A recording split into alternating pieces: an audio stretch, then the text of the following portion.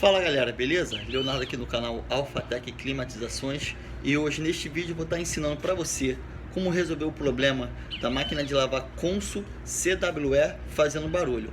Vamos comigo? Então o cesto estava no lugar e quando ela gerava, repare que aqui tem essa trava aqui, ó, beleza? Ela entra aqui, entrou e é parafusado. Essa trava aqui, ela tem uma estria. Olha aí. Ela tem uma estria na qual trava aqui, ó. Dentro dessa outra estria. Olha aqui como que tá a estria. Toda comida. Olha aí. Ela entra aqui, parafusa e entra essa trava aqui, ó.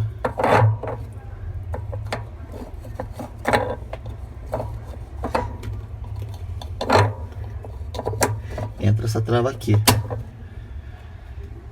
Aí quando ela gira, no caso quando tiver nova, ela gira o tubo de centrifugação junto com o cesto.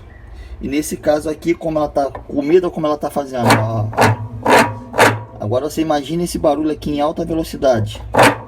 Parece um avião decolando, ó. A estria dela está toda comida. Devido a isso, a gente vai trocar agora esse suporte do cesto aqui e o problema vai estar resolvido. Daqui a pouco eu volto para vocês e mostro como ficou, beleza? Tá aqui, pessoal, a gente já comprou a peça nova, ó. Pode ver que as estrias estão todas novas. Compramos o original da Whirlpool, beleza? Agora a gente vai colocar aqui no local e vamos montar e mostrar como ficou o serviço. Tá vendo aí? Zerada, peça velha está aqui. Que a gente vai instalar agora. Botar aqui, botar os parafusos e volto já já. Aí parafusada já. Colocamos a trava aqui de segurança. Beleza? Agora a gente vai encaixar o agitador, parafusar e montar ela todinha. Aí, pessoal. Encaixamos aqui já, ó. Acabou o barulho.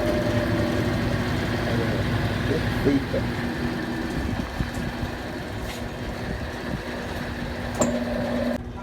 Tá aí, pessoal, terminado aqui o serviço já, ó. Máquina centrifugando. É esse modelo aqui, ó. Vou filmar o painel aqui pra vocês. Aqui, ó. Modelo CWE 15 Habana 10, uma máquina da Consul. Aí, ó, sem barulho, tudo resolvido, cliente satisfeito. Demos uma limpeza, lavamos o cesto, agitador. E é isso aí, galera. Show de bola. Se inscreva no nosso canal, curta e compartilhe nossos vídeos. Valeu? Tamo junto!